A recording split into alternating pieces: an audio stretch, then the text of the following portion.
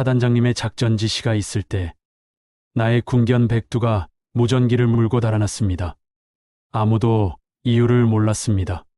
통제불가 군견이라는 낙인까지 찍혔죠. 하지만 나중에 알았습니다. 그 행동이 우리 모두를 살리려던 신호였다는 걸. 지금부터 백두가 왜 사단장님의 무전기를 물고 달렸는지 그 이야기를 들려드리겠습니다. 이야기 시작 전에 부탁 하나만 드려도 될까요? 구독과 좋아요를 눌러주시면 오늘도 마음 깊이 남을 사연으로 보답하겠습니다. 흐릿한 모니터 화면에 2015년도 군견관리병 특기자 모집 공고문이 떠 있었다. 김도연은 마우스를 쥔 손을 잠시 멈추고 깊은 숨을 내쉬었다. 23살. 대학교 3학년을 마친 그에게 경무청의 이 작은 공고는 그저 수많은 선택지 중 하나였다. 하지만 그 순간 도연은 알지 못했다. 이 작은 결정이 그의 인생을 송두리째 바꿔놓을 운명의 시작이라는 것을. 창밖으로 스며드는 봄볕이 키보드 위에서 반짝였다. 도연이 군견관리병에 관심을 갖게 된 건 결코 우연이 아니었다. 1년 전 갑작스럽게 세상을 떠난 아버지 김병철은 동네에서 소문난 수의사였다. 생명을 살리는 사람이라 불리며 새벽에도 응급환자를 마다하지 않던 그런 아버지였다. 도연의 유년 시절은 온통 아버지의 생명사랑 동물병원 냄새로 점철되어 있었다. 알코올 소독약에 쏘는 듯한 냄새, 사료와 건초가 섞인 구수한 냄새, 그리고 무엇보다 아픈 동물들의 체온이 만들어내는 따스하고 애잔한 냄새까지. 이 모든 냄새들 사이에서 아버지의 굵직한 손이 떨리는 강아지의 등을 쓰다듬는 모습, 고양이의 상처를 정성스럽게 소독하는 모습들이 도연의 가장 소중한 기억으로 남아 있었다. 도연아, 생명이라는 건 참 신기한 거란다. 크고 작음을 떠나서 사람이든 짐승이든 그 무게만큼은 모두 똑같아. 아버지가 늘 입버릇처럼 하던 말이었다.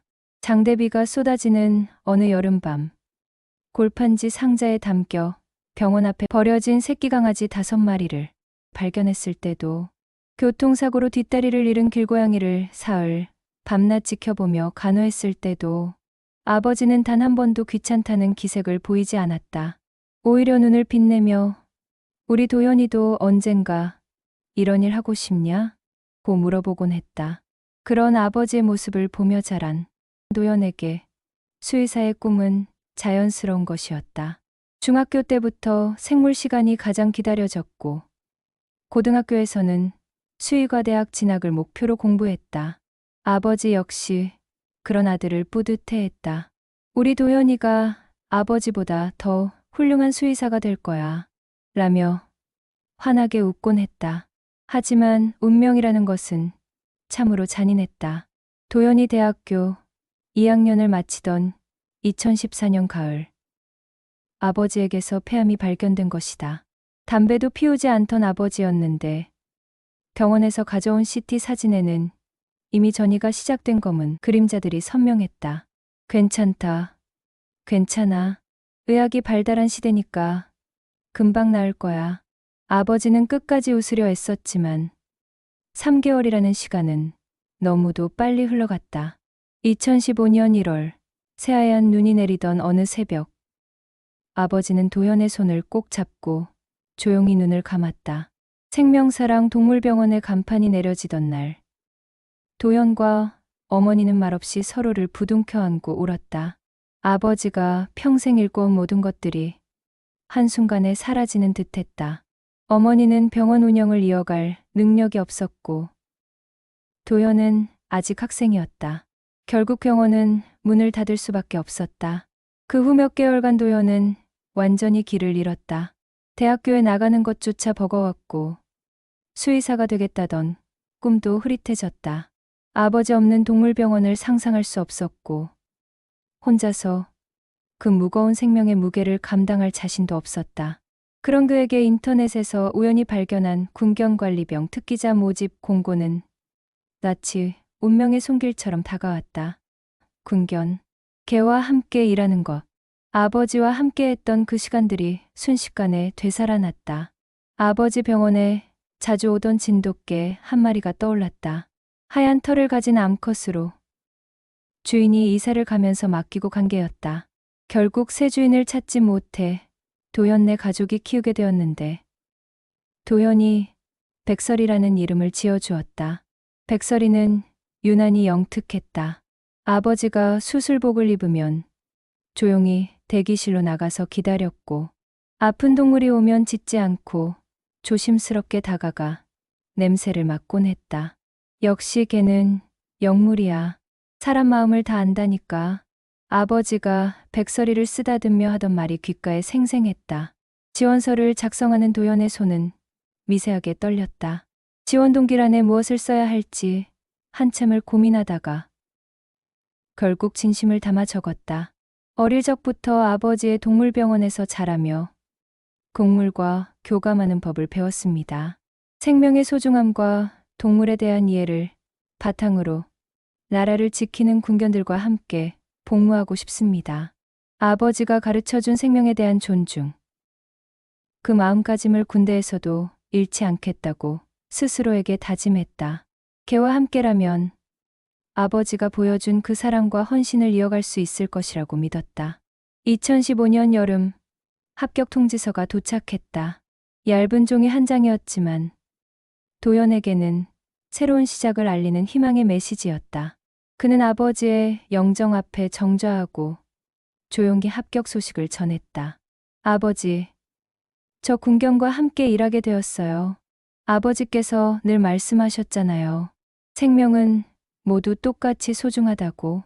그 마음 잊지 않고 열심히 하겠습니다. 아버지가 자랑스러워하실 수 있는 아들이 될게요. 사진 속 아버지는 여전히 따뜻하게 미소 짓고 있었다. 입대 전날 밤 도연은 여행용 가방에 마지막 짐을 챙기며 백설이를 불렀다. 새하얀 털을 가진 진돗개 암컷은 도연의 부름에 총총 달려와 그의 무릎에 머리를 기댔다. 아버지가 살아계실 때부터 가족과 함께해온 소중한 반려견이었다. 백설아, 이제 오빠는 군대에 가야 해. 엄마 혼자 계실 텐데 잘 지켜드려야 해. 알겠지? 백설이는 도연의 목소리 톤이 평소와 다르다는 것을 본능적으로 감지했는지 평소보다 더 애교를 부리며 그의 손을 핥았다. 도연은 백설이의 부드러운 털을 천천히 쓰다듬으며 생각에 잠겼다. 너 같은 개를 군대에서도 만날 수 있을까? 아니, 만나게 해달라고 기도해야겠다. 그 밤 도연은 오랫동안 잠들지 못했다. 내일부터 시작될 새로운 삶에 대한 기대와 두려움이 교차했다. 과연 자신이 군견과 잘 어울릴 수 있을까? 아버지처럼 동물들의 마음을 읽고 그들과 교감할 수 있을까? 안성 군견교육대에서의 3개월은 도연이 상상했던 것보다 훨씬 치열했다. 새벽 5시 30분 기상나팔과 함께 시작되는 하루는 곧바로 군견사로 향하는 것으로 시작되었다. 총 40여 마리의 군견들이 각자의 캐넘에서 아침을 맞이했다. 도연의 첫 임무는 이들의 아침 급식을 준비하는 것이었다. 각 군견의 나이와 체중, 건강 상태에 따라 사료의 종류와 양이 달랐다. 성견용 사료, 어린 개를 위한 퍼피 사료, 소화기가 약한 개를 위한 특수 사료까지 급식표를 보며 정확히 계량하고 깨끗한 스테인리스 급수대에 신선한 물을 채우는 것부터가 하루의 시작이었다. 처음 며칠은 실수의 연속이었다. 사료양을 잘못 측정해서 교관에게 혼이 나기도 하고 물그릇을 제대로 소독하지 않아 재작업을 하기도 했다. 하지만 아버지의 병원에서 보고 자란 경험은 점차 빛을 발했다. 개들의 식욕 상태를 관찰하고 평소와 다른 행동을 보이는 개를 찾아내는 눈이 생긴 것이다. 오전에는 수의관의 건강검진을 보조했다. 체온 측정기를 정확히 다루고 각 군견을 안전하게 고정하며 검진 과정에서 개들이 스트레스 받지 않도록 달래는 것이 도연의 역할이었다. 혈액 검사를 위한 체열이나 예방접종 때는 개들을 정확한 자세로 고정해야 했는데 이때 아버지에게서 배운 개를 다루는 법이 큰 도움이 되었다. 동물은 사람의 마음을 다 느낀다. 겁먹으면 상대방도 겁먹고, 자신 있으면 상대방도 안정된다. 아버지의 말을 되새기며 도연은 항상 차분하고 자신감 있는 태도로 군견들을 대했다. 오후 훈련 시간은 더욱 치열했다. 군견들의 기본 복종 훈련부터 시작해서 경계, 수색, 추적 등 실전 훈련까지 다양했다. 도연은 훈련견들을 적절한 위치에 배치하고 교관의 신호에 맞춰 보조 지시를 보내는 역할을 맡았다. 앉아, 엎드려, 기다려 같은 기본 명령어부터 찾아, 공격, 그만 같은 전술적 명령어까지. 각각의 명령어에는 정확한 톤과 타이밍이 중요했다. 너무 크게 소리치면 개들이 흥분하고, 너무 작으면 명령이 전달되지 않았다. 특히 어려운 것은 개들 간의 서열과 성격 차이를 파악하는 것이었다. 리더십이 강한 개, 소심하지만 집중력이 뛰어난 개, 활발하지만 산만한 개까지 각각의 특성에 맞춰 다르게 접근해야 했다. 훈련이 끝나면 캐넘으로 안전하게 이동시키는 것도 중요한 업무였다. 흥분한 상태의 군견들을 차분하게 달래고 부상이 없는지 확인하며 각자의 자리로 돌려보내는 과정에서도 항상 긴장의 끈을 놓을 수 없었다. 하루가 끝날 무렵이면 도연의 군복은 온갖 개털과 침, 때로는 흙먼지까지 뒤범벅이 되어 있었다. 옷에 밴 개냄새는 빨래방에서 전용 세제로 빨아도 쉽게 빠지지 않았다. 거친 군견들과의 접촉으로 손과 팔에는 크고 작은 상처가 끊이지 않았다. 동기들 중 몇몇은 이런 생활이 견디기 어렵다며 다른 특기 전환을 요청하기도 했다. 냄새도 지독하고 개들이 말도 안 들어. 차라리 취사병이나 운전병이 나을 것 같아. 그런 푸념을 늘어놓곤 했다. 하지만 도연에게는 이 모든 것이 전혀 다르게 느껴졌다. 힘들긴 했지만 매일 군견들과 함께하는 시간이 늘어날수록 뭔가 소중한 것을 발견하고 있다는 느낌이 들었다. 군견들은 단순한 도구나 장비가 아니었다. 각자 고유한 이름과 성격, 그리고 감정을 가진 살아있는 존재들이었다. 샤월이라는 이름의 점원 셰퍼드는 침착하고 신중했지만 한 번 명령을 받으면 끝까지 포기하지 않는 끈기가 있었다. 썬더라는 벨지안 말리노아는 이름처럼 빠르고 활발했지만 때로는 과도한 에너지로 실수를 하기도 했다. 바람이라는 네브라도 리트리버는 온순하고 사교적이어서 다른 개들과의 협력이 뛰어났다. 이런 다양성과 개성이 도연에게는 무척 매혹적이었다. 아버지의 병원에서 만났던 수많은 개들처럼 각자만의 이야기와 특성이 있었다. 그리고 그 모든 것이 존중받아야 할 생명이라는 것을 도연은 점점 더 깊이 깨달아갔다. 특히 인상적이었던 것은 군견들이 보여주는 충성심과 헌신이었다. 훈련 중에 다친 동료를 걱정하는 모습, 교관의 지시를 받기 위해 집중하는 모습, 임무를 완수했을 때 보여주는 자랑스러운 표정까지. 이 모든 것들이 도연에게는 생명의 존귀함을 다시 한번 깨닫게 해주는 순간들이었다. 교감하고 소통할 수 있는 존재라는 것을. 어떤 개는 활발하고 적극적이었고, 어떤 개는 신중하고 조심스러웠다. 어떤 개는 사람을 좋아해서 꼬리를 흔들며 다가왔고, 어떤 개는 경계심이 강해 쉽게 마음을 열지 않았다. 이 모든 다양성이 도연에게는 매혹적이었다. 그렇게 3개월간의 훈련소 과정을 마친 도연은 강원도 GOP 인근 부대에 배치되었다. 드디어 실제 임무를 수행할 군견과 만날 시간이 온 것이었다. 부대에 도착한 첫날, 도연은 군견 사육장으로 안내되었다. 크고 작은 개들이 각자의 캐넬에서 그를 바라보고 있었다. 어떤 개는 지저댔고 어떤 개는 조용히 지켜봤다. 그 중에서도 도연의 시선을 사로잡은 것은 구석진 곳에 있는 작은 캐넬이었다. 그곳에는 아직 어린 진돗개 한 마리가 앉아 있었다. 체구는 다른 개들에 비해 작았지만 그 눈빛만큼은 남달랐다. 또렷하고 강인한 눈빛이 도연을 똑바로 바라보고 있었다. 분대장님, 저 친구 이름은 뭡니까? 근데 진돗개는 군견으로 안 쓰이는 걸로 알고 있는데 말입니다. 도연이 물었다. 맞아, 좋은 질문이야. 진돗개는 한 사람에게만 충성하는 성향이 강하고 독립심이 강해서 표준화된 지위 통제가 힘들다고 알려져 있어. 저 진돗개는 이번에 실험적으로 들어온 진돗개야. 아직 이름도 안 지어줬어. 예비 군견이라 정식 심사도 통과해야 해. 선임이 대답했다. 도연은 그 진돗개에게서 눈을 뗄 수 없었다. 마치 집에 있는 백설이를 보는 것 같은 친근함과 동시에 뭔가 특별한 기운이 느껴졌다. 체구는 작았지만 결코 기죽지 않는 당당함이 있었다. 그날 오후 도연의 첫 임무가 주어졌다. 예비 군견들에게 저녁 급식을 배급하는 일이었다. 건강검진과 기본자질 평가를 위한 일상적인 업무였지만 도연에게는 중요한 순간이었다. 급식 시간이 되자 개들은 모두 흥분했다. 큰 개들은 앞다투어 사료통에 달려들었고 작은 개들은 뒤로 밀려나기 일쑤였다. 도연은 그 모습을 지켜보며 각 개들의 성격과 서열관계를 파악하려 했다. 그런데 신기한 일이 일어났다. 아침에 봤던 그 작은 진돗개가 천천히 사료통 앞으로 다가가자 다른 개들이 자연스럽게 길을 비켜준 것이었다.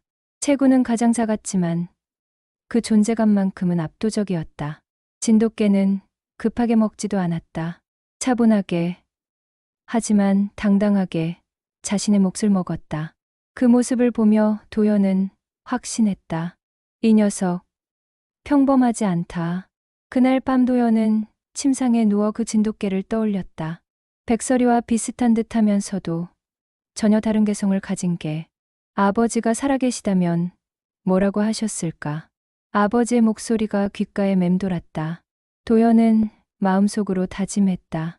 그 진돗개와 함께 일할 수 있다면 아버지가 가르쳐준 생명에 대한 존중을 실천하며 최선을 다하겠다고 말이다. 내일이면 그 진돗개의 정식 이름을 지어줄 수 있을 것이다. 도연은 이미 마음속에 한 이름을 품고 있었다. 민족의 기상과 의지를 담은 이름. 백두산의 그 백두라는 이름을. 그렇게 도연과 백두의 운명적인 만남이 시작되었다. 둘 다 아직 모르고 있었다. 이 만남이 단순한 군복무를 넘어서 평생을 함께할 동반자 관계의 시작이라는 것을. 급식 시간이 끝나고 저녁이 되자 도연은 다시 그 작은 진돗개를 찾았다. 오늘 오후 처음 본 순간부터 마음에서 떠나지 않았던 개였다. 다른 군견들이 저마다 저녁 시간을 보내고 있을 때 그 진돗개만은 여전히 또렷한 눈빛으로 주변을 관찰하고 있었다. 너 이름이 뭐니? 도연이 캐넘 앞에 쪼그리고 앉아 물었지만 당연히 대답은 없었다. 다만 진돗개는 도연을 바라보며 귀를 쫑긋 세웠다. 아직 이름이 없구나. 예비 군견이니까. 도연은 혼잣말을 했다. 군견이 정식 이름을 받으려면 까다로운 과정을 거쳐야 했다.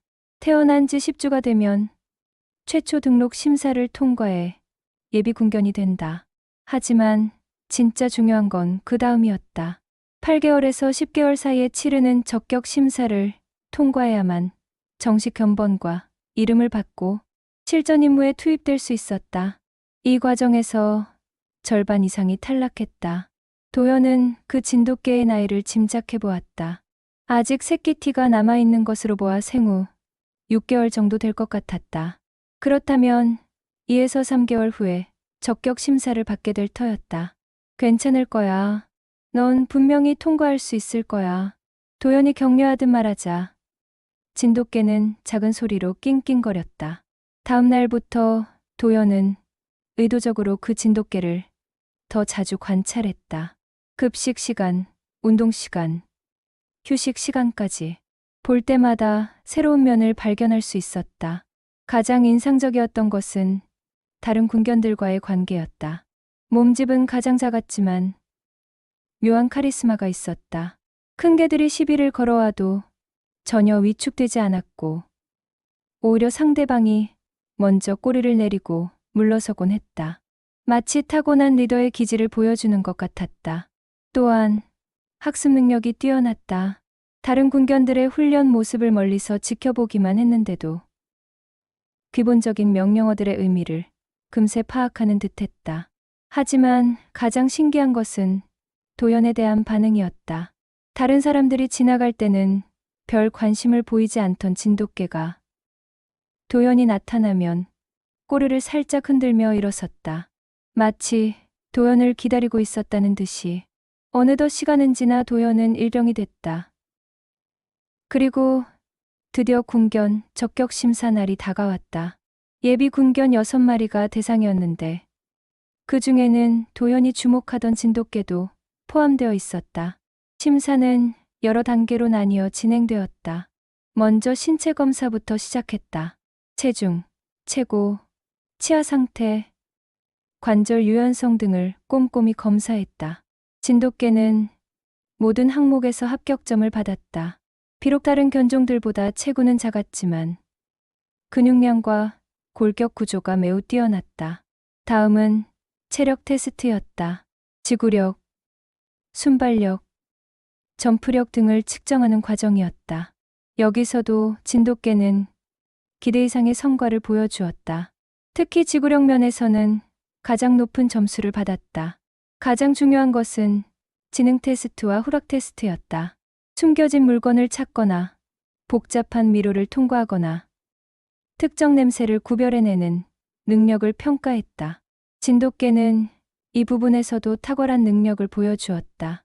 다른 개들보다 훨씬 빠르게 문제를 해결했고 정확도도 높았다. 도연은 흥분을 감추지 못했다. 이 정도 점수라면 분명히 합격할 것 같았다. 하지만 마지막 관문이 남아 있었다. 복종훈련, 평가였다. 복종훈련장에 예비군견들이 일렬로 세워졌다. 교관이 호루라기를 불며 기본 명령어들을 외쳤다. 앉아. 다른 개들은 일제히 앉았지만 진돗개만은 서 있었다. 엎드려. 마찬가지였다. 진돗개는 꿈쩍도 하지 않았다. 기다려. 이미 앉거나 엎드린 자세도 아니었으니 의미가 없었다. 교관들의 얼굴이 점점 굳어졌다. 훈련소에서 배운 표준 신호들에 전혀 반응하지 않는 것이었다. 이상하네. 분명히 지능은 뛰어난 것 같은데. 한 교관이 중얼거렸다. 진돗개, 특유의 고집 때문일 거야. 자기가 인정하지 않는 상대의 명령은 절대 듣지 않거든. 도연은 가슴이 조마조마했다. 능력은 충분한데 복종성 때문에 탈락할 수도 있겠다는 생각이 들었다. 그때 한 심사관이 제안했다. 혹시 평소에 저 개와 자주 접촉한 사람이 있나? 다른 교관이 도연을 가리켰다. 김도연 일병이 저 개를 많이 봐왔습니다. 그럼 김일병이 한번 시켜보겠나? 모든 시선이 도연에게 집중되었다. 긴장한 채로 진돗개 앞에 선 도연은 깊게 숨을 들이쉬었다. 진돗개는 도연을 보자 눈빛이 확연히 달라졌다. 경직되어 있던 자세가 편안해지고 귀가 앞으로 기울어졌다. 앉아. 도연이 차분한 목소리로 말했다. 진돗개는 즉시 엉덩이를 바닥에 붙였다. 주변에서 탄성이 터져 나왔다. 엎드려. 이번에도 진돗개는 망설임 없이 반응했다. 기다려. 진돗개는 미동도 없이 그 자세를 유지했다. 일어나. 진돗개가 벌떡 일어났다. 교관들이 놀란 표정으로 서로를 바라보았다. 분명히 같은 명령어였는데 도연이 말할 때만 완벽하게 따르는 것이었다. 저 개가 김일병을 주인으로 인정한 모양이야. 진돗개답긴 하지만 이런 경우는 처음 봐. 심사관들이 잠시 회의를 했다. 능력은 충분하지만 특정인에게만 복종하는 개를 군견으로 선발해야 하는가. 결국 결정이 내려졌다. 일단 조건부 합격 처리하자. 단, 김도연 일병과 반드시 한 팀을 이뤄야 한다는 조건으로. 도연은 기쁨을 감추지 못했다. 하지만 동시에 무거운 책임감도 느꼈다. 이제 그 진돗개는 자신만의 파트너가 될 것이었다. 그날 저녁, 도연은 진돗개의 캐넘 앞에 앉아 조용히 말했다. 이제 너에게 이름을 지어줘야겠구나. 무슨 이름이 좋을까? 잠시 생각하던 도연의 머릿속에 한 이름이 떠올랐다. 백두산. 민족의 영산이자 굳건한 의지를 상징하는 그 이름. 이 작지만 당당한 진돗개에게 딱 어울리는 이름이라는 생각이 들었다. 백두야. 네 이름은 백두다. 백두산처럼 우뚝하고 강당하게 살자. 진돗개는 도연을 바라보며 작게 짖었다. 마치 자신의 이름을 마음에 들어 한다는 듯이. 하지만 모든 사람이 이 특별한 인연을 반기지는 않았다. 특히 군견반을 총괄하는 박하사는 탐탁지 않은 표정을 숨기지 않았다. 군견은 장비라는 걸 잊지 마라. 개인적인 감정은 금물이야. 도연은 고개를 끄덕였지만 속으로는 다른 생각을 했다. 백두는 단순한 장비가 아니었다. 자신이 지켜야 할 소중한 동료였다. 그 밤 도연은 아버지를 떠올렸다. 생명의 소중함을 가르쳐 주던 아버지라면 백두와의 이 인연을 어떻게 생각하셨을까? 분명히 기뻐하시며 잘했다고 말씀해 주셨을 것이다. 이제 도연과 백두의 진짜 여정이 시작되었다. 서로를 선택한 두 존재가 함께 만들어갈 특별한 이야기의 첫 페이지가 열린 것이었다. 백두가 정식 군견이 된 지 한 달이 지났다. 도연과 백두는 하루 종일 붙어 지내며 서로에게 익숙해져 갔다. 아침 급식 시간부터 저녁 점호까지 둘은 마치 오래된 파트너처럼 호흡을 맞춰갔다. 하지만 문제는 바로 그 점이었다. 김도연 일병, 훈련장으로 나와. 이른 아침, 박하사의 날카로운 목소리가 경영을 가득 채웠다. 도연은 서둘러 백두를 데리고 훈련장으로 향했다. 오늘은 단체 복종훈련이 있는 날이었다. 여러 군견관리병들과 그들의 파트너 군견들이 함께 참여하는 중요한 훈련이었다. 훈련장에는 이미 5팀이 대기하고 있었다. 점원 셰퍼드, 천둥과 파트너 강일병, 레브라도 리트리버, 바람과 파트너의 일병, 벨지안 말리노와 번개와 파트너 최일병까지 모두 숙련된 팀들이었다. 박하사가 호루라기를 입에 물었다. 오늘은 통합복종훈련이다. 각자의 견종이 다르지만 군견으로서 기본적으로 지켜야 할 규칙은 같다. 명령 하나하나에 정확하게 반응해야 한다. 첫 번째 명령이 떨어졌다. 전체 앉아. 다른 군견들은 일제히 앉았다. 천둥, 바람, 번개 모두 완벽한 자세로 앉아서 정면을 주시했다. 하지만 백두만큼은 서 있었다. 도연을 바라보며 고개를 살짝 갸웃거릴 뿐이었다. 박하사의 얼굴이 일그러졌다. 김도연, 니게는 왜 안 앉아? 도연은 당황했다. 분명히 평소에는 자신의 명령을 잘 따랐는데 다른 사람이 있는 상황에서는 전혀 반응하지 않는 것이었다. 백두야, 앉아. 도연이 조용히 말했다. 그제야 백두는 엉덩이를 바닥에 붙였다. 뭐 하는 거야? 박하사가 성난 목소리로 외쳤다.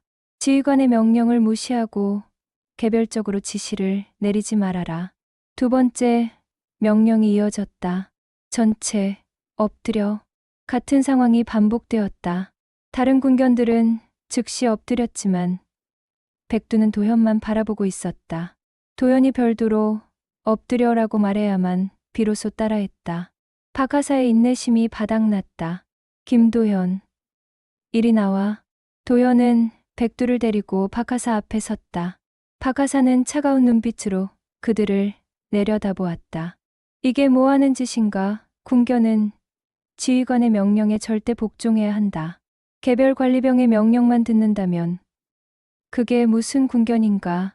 죄송합니다. 도연이 고개를 숙였다. 죄송하다고 될 문제가 아니야. 실전에 나가면 어떻게 할 셈이지? 네가 다치거나 의식을 잃으면 그 개는 아무 쓸모없는 덩어리가 되는 거야. 박하사의 말은 날카로웠지만 일리가 있었다. 군견은 여러 상황에서 다양한 지휘관의 명령을 받을 수 있어야 했다. 한 사람에게만 의존하는 것은 위험했다. 다시 해보자. 박하사가 호루라기를 불었다. 전체 일어나서 제자리 걸음. 다른 군견들은 일어나서 제자리에서 행진하기 시작했다. 하지만 백두는 여전히 움직이지 않았다. 오히려 박하사를 향해 낑낑거리며 불만을 표시했다. 저놈 좀 봐라. 박하사가 소리쳤다. 완전히 버릇없어졌어. 그때 다른 교관 중 하나가 끼어들었다. 진돗개는 원래 그래요. 주인이 바뀌면 적응을 못하거든요. 김도연이 전역하면 어차피 써먹을 수 없을 겁니다. 또 다른 교관도 맞장구 쳤다. 맞아요. 진돗개는 충성심은 강하지만 그것 때문에 오히려 문제가 되는 경우가 많아요. 표준화된 군견으로는 부적합하다고 봐야죠. 도연은 가슴이 답답했다. 백두의 충성심을 문제 삼는 것이 이해되지 않았다. 오히려 그것이야말로 백두의 가장 큰 장점이라고 생각했다. 훈련이 끝난 후 박하사는 도연을 따로 불러 세웠다. 김도연, 정신 차려라. 박하사의 목소리는 차가웠다. 군견은 장비다. 총기나 통신기와 다를 게 없어. 감정을 개입시키면 임무 수행에 지장을 준다. 도연은 참을 수 없었다. 아버지가 가르쳐준 생명의 소중함. 그리고 백두와 함께 보낸 소중한 시간들이 떠올랐다. 아닙니다. 하사님. 도연이 또렷한 목소리로 말했다. 백두는 제게 장비가 아니라 전우입니다. 제 목숨을 지켜주는 동료입니다. 박하사의 얼굴이 붉어졌다. 전우, 웃기지 마라. 그런 감정적 사고방식이 작전을 망치는 거야. 그 말은 도연의 심장을 후벼 팠다. 장비라는 표현은 백두를 하나의 물건으로 취급하는 것이었다. 아버지가 평생 실천해온 생명에 대한 존중과는 정반대되는 사고방식이었다. 하사님, 생명은 교체할 수 있는 게 아닙니다. 도연의 목소리가 떨렸다. 백두는 살아 숨쉬는 존재이고 감정을 가진 동료입니다. 또 그런 소리야. 박하사가 소리쳤다. 군견은 임무 수행 도구일 뿐이야. 그 이상도 이하도 아니야. 개인적 감정을 업무에 끌어들이는 게 얼마나 위험한지 몰라? 하지만 백두는 닥쳐. 박하사가 도연의 말을 막았다. 더 이상 들을 말 없어. 앞으로 일주일간 백두와의 접촉을 금지한다. 다른 교관들이 백두를 훈련시킬 거야. 네가 없어도 명령을 따를 수 있도록 말이야. 도연은 절망감에 빠졌다. 백두와의 분리라니 상상할 수도 없는 일이었다. 하사님, 그건 너무 명령이야.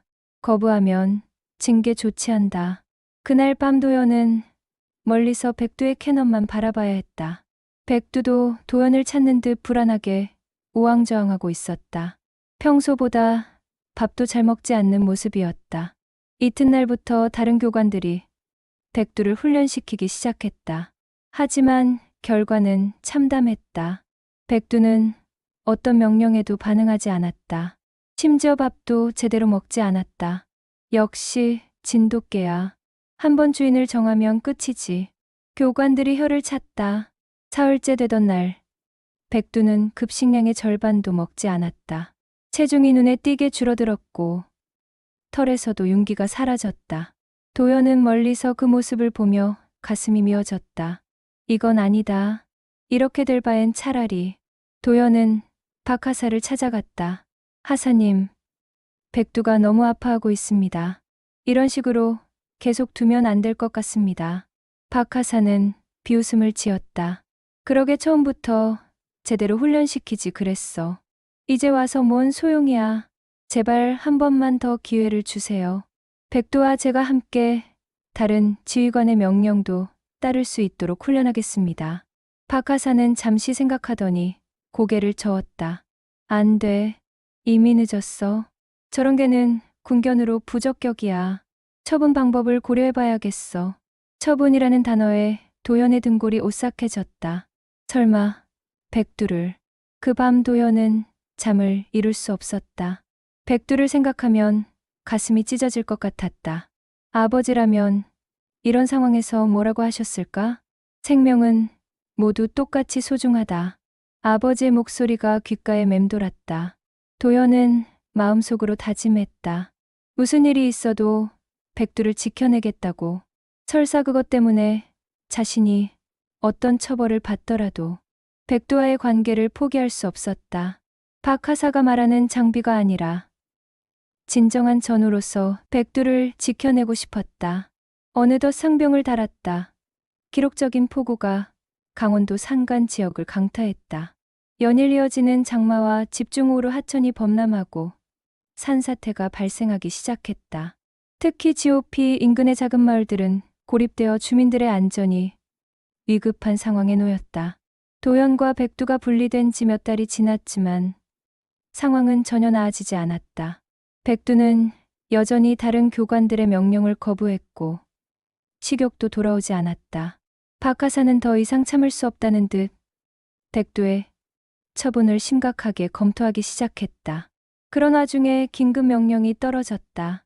전 군견반 비상 소집. 민간인 수색 구조작전 준비. 부대 회의실에 모인 군견관리병들 앞에서 사단장이 직접 브리핑을 시작했다. 평소 같으면 대대장이나 중대장이 하는 일이었지만 상황이 심각해서인지 사단장이 직접 나선 것이었다. 어제 밤부터 계속된 폭우로 인해 인근 계곡마을 주민 3명이 실종되었다.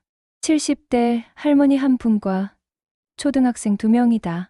마지막 목격 지점은 범람한 계곡 상류 지역이고 현재 수위가 계속 상승하고 있어 일반 수색대로는 접근이 어렵다. 사단장은 지도를 펼치며 설명을 이어갔다. 그의 옆에는 야전 무전기가 놓여 있었다. 우리 군견반이 투입될 지역은 여기다. 급류와 토사가 뒤섞인 위험지역이지만 실종자들의 생존 가능성이 가장 높은 곳이기도 하다. 각자 파트너와 함께 철저히 수색하되 안전을 최우선으로 하라. 도연은 고개를 들었다. 그렇다면 자신은 어떻게 해야 하는 걸까? 백두는 아직도 다른 교관의 명령을 전혀 듣지 않는 상태였다. 박하사가 도연을 불러세웠다. 김도현, 넌 백두 말고 천둥이랑 팀을 이뤄라. 강일병은 오늘 휴가라 없으니까. 도연의 가슴이 무너졌다. 백두 없이 작전에 참여한다는 것은 상상할 수 없는 일이었다. 하사님, 그럼 백두는 어떻게 합니까? 백두는 부대에 두고 간다.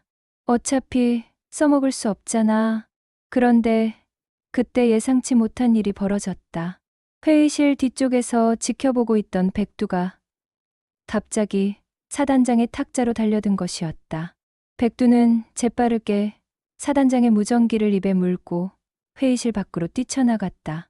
야, 저놈 좀 잡아. 박하사가 소리쳤다. 회의실이 순간 아수라장이 되었다. 사단장의 무전기를 개가 물고 도망간 상황은 그야말로 전례 없는 사건이었다. 백두야, 멈춰. 도연이 뒤쫓아 달렸지만 백두는 전혀 멈추지 않았다. 오히려 더 빠르게 달려 부대 밖으로 나가더니 근처 수풀에 무전기를 묻어버렸다. 15분 후에야 가까스로 백두를 붙잡을 수 있었다. 무전기는 다행히 손상되지 않았지만 사단장의 얼굴은 붉어져 있었다. 박하사는 이를 보며 비아냥거렸다. 내가 뭘 했냐? 통제 안 되는 군견은 언젠가 사고 친다고 했잖아. 죄송합니다. 도연이 깊게 고개를 숙였다. 하지만 마음속으로는 의아했다. 백두가 왜 그런 행동을 했을까? 평소 같으면 절대 그럴 개가 아니었는데. 간신히 사건을 수습한 후 수색대는 예정대로 출발했다. 도연은 천둥이와 함께 트럭에 올랐고 백두는 부대 캐넘에 홀로 남겨졌다. 트럭이 부대를 떠나는 순간 도연은 백두의 애절한 울음소리를 들을 수 있었다. 수색 지역에 도착하자 상황은 예상보다 훨씬 심각했다. 평소 무릎 높이 정도였던 계곡물이 허리까지 차올랐고 흙탕물이 거센 소용돌이를 치며 흘러내렸다. 더욱 심각한 것은 홍수로 인해 상류지뢰 밭의 지뢰 일부가 떠내려와 수색 지역 곳곳에 흩어져 있을 가능성이 높다는 것이었다. 1조는 상류 쪽, 2조는 하류 쪽으로 나눠서 수색한다. 박하사가 큰 소리로 지시했다. 지뢰 위험이 있으니까 함부로 땅을 파지 말고 군견의 신호를 잘 봐라.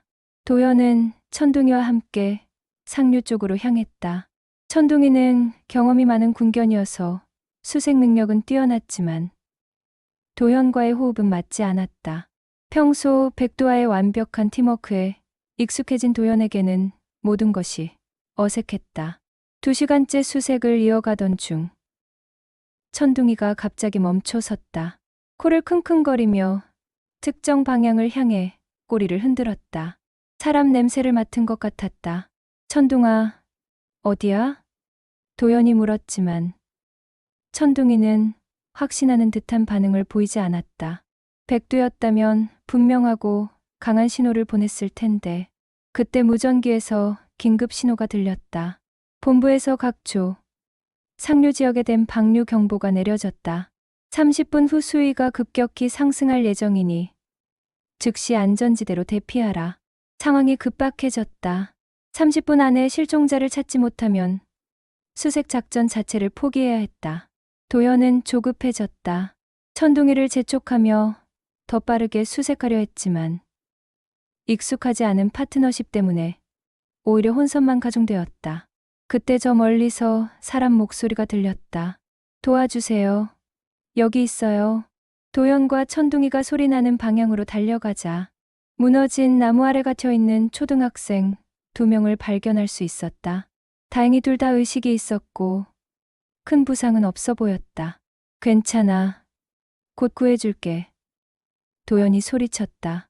아이들을 안전한 곳으로 이동시킨 후 도연은 천둥이와 함께 할머니를 찾아 나섰다. 아이들이 말하기로는 할머니가 먼저 물에 떠내려갔다고 했다. 그런데 그때였다. 저 멀리 부대 방향에서 개가 짖는 소리가 들렸다. 그 소리를 들은 순간 도연의 심장이 뛰었다. 분명히 백두의 목소리였다. 백두야. 도연이 소리쳤다. 잠시 후 정말로 백두가 흙탕물을 헤치며 달려오는 모습이 보였다. 캐넘을 부수고 탈출한 것 같았다. 온몸이 진흙투성이었지만 그 눈빛만큼은 여전히 또렷했다. 백두, 어떻게 여기까지? 도연이 백두를 끌어안았다. 백두는 도연의 품에서 잠시 안기더니 곧 특정 방향으로 코를 향했다. 그리고는 강한 신호음을 내며 그쪽으로 달려가기 시작했다. 백두야, 할머니를 찾은 거야? 도연이 뒤따라 뛰었다. 백두가 인도하는 길을 따라가던 중 갑자기 백두가 멈춰 서더니 발을 긁기 시작했다. 지뢰 탐지 신호였다. 하지만 도연은 할머니를 찾는 것에만 급급해서 그 신호를 제대로 보지 못했다. 백두야, 빨리 가자. 시간이 없어. 도연이 재촉했다. 백두는 불안한 듯 낑낑거리며 계속 그 자리에서 발을 긁었다. 하지만 도연은 그저 백두가 통제되지 않는다고 생각했을 뿐이었다. 박하사의 말이 머릿속을 맴돌았다. 통제 안 되는 군견은 사고친다. 결국 도연은 백두의 신호를 무시하고 앞으로 나아갔다. 그 순간이었다. 발밑 흙탕물 속에 숨어있던 지뢰가 도연의 발에 걸렸다. 홍수로 떠내려온 지뢰가 진흙 속에 묻혀 있었던 것이다. 순간 도연이 얼어붙었다. 한 발짝만 더 움직이면 폭발할 것이었다. 바로 그때 백두가 도연의 앞으로 뛰어들었다. 백두, 안 돼. 쾅, 폭발음과 함께 흙탕물이 치솟았다. 백두는 앞다리를 심하게 다친 채 쓰러졌고 충격파의 도연도 함께 땅바닥에 내동댕이 쳐졌다. 온 세상이 흔들리는 듯했고 귀에서는 아무 소리도 들리지 않았다. 숨조차 막히는 정적 속에서 도연은 본능처럼 손을 뻗어 피투성이가 된 백두를 끌어안았다. 백두야, 버텨, 제발. 흐릿한 눈빛으로 도연을 바라보는 백두. 그 눈 속에는 두려움 대신 끝까지 주인을 지키려는 결연함이 남아 있었다. 이제야 도연은 깨달았다. 백두가 아까 사단장의 무전기를 가져간 것도 지뢰 신호를 보낸 것도 모두 위험을 경고하려는 것이었다는 걸. 하지만 자신은 그 모든 신호를 무시했다.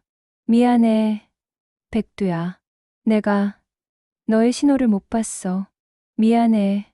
도연의 눈에서 눈물이 흘러내렸다. 그때 멀리서 박하사와 다른 대원들이 달려오는 소리가 들렸다. 폭발음을 듣고 온 것이었다. 김도연. 괜찮나?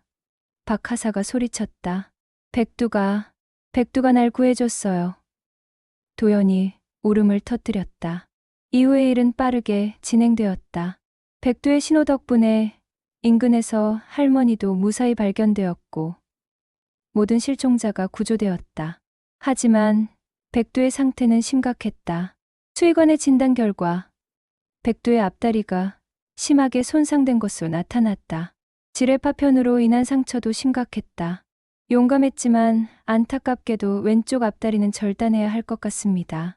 그리고 이제 현역 임무 수행은 불가능하겠네요. 수의관이 안타까운 표정으로 말했다. 박하사도 복잡한 표정으로 백두를 바라보았다. 저 녀석이 김도연의 목숨을 구했구나. 그리고 무전기 사건도 뭔가 위험을 감지했던 모양이야. 그날 밤 도연은 백두의 병상 곁에서 밤을 새웠다. 백두는 마취에서 깨어나자마자 도연을 찾았다. 그리고는 다친 몸으로도 꼬리를 살짝 흔들어 보였다. 백두야, 고생했어. 정말 고생 많이 했어. 네가 아니었으면 난 죽었을 거야. 도연이 백두의 머리를 쓰다듬으며 눈물을 흘렸다. 며칠 후 백두는 이번 구조 작전에서의 공로를 인정받아 군으로부터 보국 포장을 받았다. 하지만 아이러니하게도 동시에 현역 부적합 판정도 받았다. 앞다리를 잃은 백두는 더 이상 현역 군견으로 임무를 수행할 수 없다는 이유였다. 그리고 수의관의 판단 아래 안락사 조치가 검토되기 시작했다. 영웅이 된 순간 동시에 처분 대상이 되어버린 백두. 도연은 이 잔인한 현실을 받아들일 수 없었다. 도연은 속으로 이를 악물고 다짐했다. 이건 장비가 아니다. 내 전우다. 내 목숨을 대신해 준 유일한 전우다. 내가 끝까지 지켜줄 거다. 이번엔 내가 백두의 목숨을 구해야겠다. 도연의 마음속에 새로운 결심이 싹트고 있었다. 백두가 받은 보국 포장 수여식은 소박했지만 의미 깊었다. 부대 전체가 모인 가운데 사단장이 직접 백두에게 훈장을 달아주었다. 세 다리로 서 있는 백두는 여전히 당당했고 그 모습을 본 장병들은 자연스럽게 박수를 보냈다. 이 개는 진정한 군견의 모범을 보여주었습니다. 동료를 구하기 위해 자신의 목숨을 걸었고 그 덕분에 민간인의 생명을 구할 수 있었습니다. 사단장의 치사가 이어졌다. 도연은 자랑스러우면서도 가슴이 아팠다. 백두가 영웅이 된 것은 분명하지만 그 대가로 치러야 할 것들이 너무 컸다. 수여식이 끝난 후 수의관이 도연을 따로 불러냈다. 김도연 상병. 백두 상태에 대해 이야기할 게 있습니다. 수의관의 표정은 무거웠다. 도연은 이미 예감하고 있었지만 직접 듣는 것은 달랐다. 앞다리 절단 수술은 성공적이었습니다. 하지만 세 다리로는 정상적인 군견 활동이 불가능해요. 게다가 지뢰 폭발로 인한 후유증도 있고요. 그러면 백두는 어떻게 되는 겁니까? 수의관은 잠시 말을 망설이다가 입을 열었다. 부대에서는 안락사를 고려하고 있습니다. 더 이상 임무 수행이 불가능한 군견을 계속 유지하기엔 예산과 관리 문제가 있거든요. 도연의 머릿속이 하얗게 변했다. 백두가 목숨을 걸고 사람들을 구했는데 그 보답이 안락사라니 언제 결정됩니까? 빠르면 한 달 안에. 하지만 수의관이 주위를 둘러보더니 목소리를 낮췄다. 혹시 개인적으로 입양할 생각은 없나요? 전례가 없진 않아요. 특별한 공로가 있는 군견의 경우 관련자가 입양하는 경우가 있거든요. 도연의 눈이 반짝였다. 정말 가능한 겁니까? 쉽지는 않을 거예요. 여러 절차를 거쳐야 하고 무엇보다 상부의 승인이 필요해요. 하지만 불가능하진 않아요. 그날 밤 도연은 잠을 이루지 못했다. 백두를 입양한다는 것은 단순히 개 한 마리를 기르는 것과는 차원이 다른 일이었다. 저녁 후의 삶 전체가 바뀔 수 있는 결정이었다. 하지만 고민할 여지는 없었다. 백두는 자신의 목숨을 구해준 은인이었고 무엇보다 가장 소중한 전우였다. 이튿날 아침 도연은 박하사를 찾아갔다. 하사님, 백두 입양에 대해 상의드리고 싶습니다. 박하사는 의외라는 표정을 지었다. 그동안 도연과 백두의 관계를 못마땅하게 여겼던 그였지만 지난 구조작전 이후로는 생각이 많이 바뀐 상태였다. 진심인가? 네, 하사님. 백두는 제게 단순한 군견이 아닙니다. 제 목숨을 구해준 동료이고 평생 함께하고 싶은 가족입니다. 박하사는 잠시 생각에 잠겼다. 쉬운 일이 아니야. 절차도 복잡하고 무엇보다 저녁 후에 백두를 돌볼 능력이 있어야 해. 장애를 가진 개를 평생 책임진다는 게 말처럼 쉬운 일은 아니거든. 각오는 되어 있습니다. 그래, 알겠다. 내가 상부에 건의해보마. 그로부터 3주간의 기다림이 시작되었다. 도연은 매일 백두를 돌보며 함께 재활 훈련을 했다. 세 다리로도 균형을 잡을 수 있도록 돕고 새로운 환경에 적응할 수 있도록 차근차근 준비했다. 백두도 점차 회복하고 있었다. 비록 예전처럼 빠르게 뛸 수는 없었지만 세 다리로도 제법 균형 있게 걸을 수 있게 되었다. 무엇보다 도연과 함께할 수 있다는 사실에 행복해하는 것 같았다. 그러던 어느 날 아침 박하사가 도연을 불러냈다. 김도연 상병. 좋은 소식이 있다. 도연의 심장이 뛰었다. 상부에서 백두 입양을 승인했어. 단 조건이 있다. 전역할 때까지 5개월 동안 백두를 완전히 사회화시켜야 해.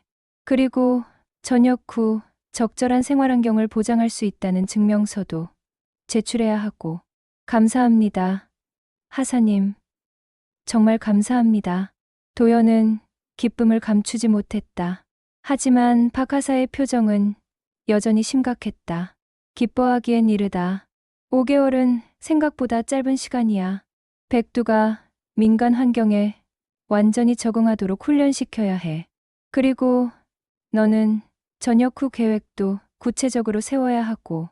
도연은 고개를 끄덕였다. 쉬운 일이 아니라는 건 알고 있었다. 하지만 백두와 함께할 수 있다는 희망이 생겼다는 것만으로도 충분했다. 그날부터 도연과 백두의 특별한 5개월이 시작되었다. 군견으로서의 훈련 대신 이제는 반려견으로서의 생활을 배워나갔다. 일반인들과의 접촉, 소음에 대한 적응, 새로운 환경에 대한 경계심 완화 등 다양한 사회화 훈련이 이어졌다. 도연은 전역 후 계획도 구체적으로 세웠다.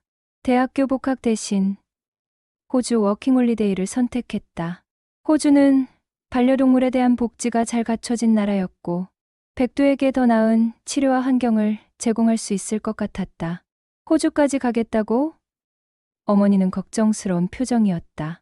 엄마, 백두는 제 목숨의 은인이에요. 그리고 이제는 가족이나 마찬가지고요. 백두가 행복하게 살 수 있는 곳에서 함께하고 싶어요. 어머니는 한동안 말없이 도연을 바라보더니 결국 고개를 끄덕였다. 네 아버지 같은 마음씨구나. 아버지도 그랬어. 아픈 동물들을 끝까지 책임지려 했지. 저녁일이 다가올수록 도연은 설렘과 동시에 두려움도 느꼈다. 과연 백두와 함께 새로운 땅에서 잘 살아갈 수 있을까? 드디어 저녁일. 도연은 곧장 백두의 입양 절차를 완료했다. 공식적으로 백두는 이제 도연의 반려견이 되었다. 세 다리로 절뚝이며 도연의 품에 달려든 백두를 안는 순간 모든 의문이 사라졌다. 이것이 바로 운명이었다. 서로를 선택한 두 존재가 함께 걸어갈 새로운 시작이었다. 백두야, 이제 우리 진짜 가족이다. 호주에서 새로운 삶을 시작해보자. 백두는 도연을 바라보며 꼬리를 흔들었다. 그 눈빛에는 여전히 변하지 않은 신뢰와 사랑이 담겨 있었다. 몇 달 후, 도연과 백두는 인천공항에 서 있었다. 호주행 비행기를 기다리며 도연은 지난 2년간의 시간을 되돌아봤다. 아버지의 죽음으로 방황하던 자신을 구해준 것도 백두였고, 이제 새로운 인생을 시작할 용기를 준 것도 백두였다. 고마워, 백두야. 네가 있어서 내가 여기까지 올 수 있었어. 백두는 도연의 손을 살짝 핥으며 대답하는 듯했다. 비행기가 뜨면서 도연은 창밖으로 한국 땅을 내려다봤다. 이제 정말 새로운 시작이었다. 백두와 함께라면 어떤 어려움도 이겨낼 수 있을 것 같았다. 호주 시드니에 도착한 첫 달은 정말 힘들었다. 낯선 언어와 문화, 그리고 세 다리의 백두와 함께 살아가야 한다는 현실이 버거웠다. 하지만 백두는 놀랄 만큼 빨리 적응했고, 백두의 사연을 들은 호주인들은 백두를 보며 히어로 독이라고 불러주었다. 시드니 교민 커뮤니티에서 만난 김철수 아저씨의 소개로 타일공 일을 시작했다. 힘든 일이었지만 성실하게 하다 보니 동료들의 인정을 받기 시작했다. 백두 이야기를 들은 호주 동료들은 도연을 존경하는 눈빛으로 바라봤다. 1년째 되던 해, 도연은 운명적인 만남을 가졌다. 거래처 사무실에서 일하던 박미영이라는 한국인 여성이었다. 그녀는 호주 교민 2세로 처음 백두를 본 순간부터 진심으로 이해하고 받아들였다. 더욱 놀라운 일은 미영의 부모님이 한국에서 데려온 진돗개 암컷을 기르고 있었는데 그 이름이 우연히도 백설이었다는 것이다.